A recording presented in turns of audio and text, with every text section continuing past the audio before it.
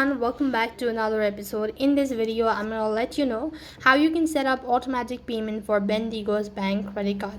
So you can set up automatic payment for a Bendigo's bank credit card. This allows you to automate repayment, ensuring you never miss a due date. First of all, automatically pay the minimum amount due on your credit card statement. You can also pay the entire outstanding balance on your credit card each month. Now likewise, first of all, you have to go and log in into your online banking account and then go to the credit card section. Then you can go and look for an option as auto payment or direct debit. Now you can choose your preferred payment option, minimum, full or customs.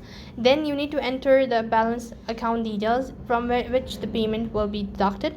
Confirm and save the automatic payment. So that's basically how you can set up automatic payment for Bendigo Bank credit card. That's all for this video. I hope the video was helpful. Make sure to like, share and subscribe to our channel. Thank you for watching. See you in the next video.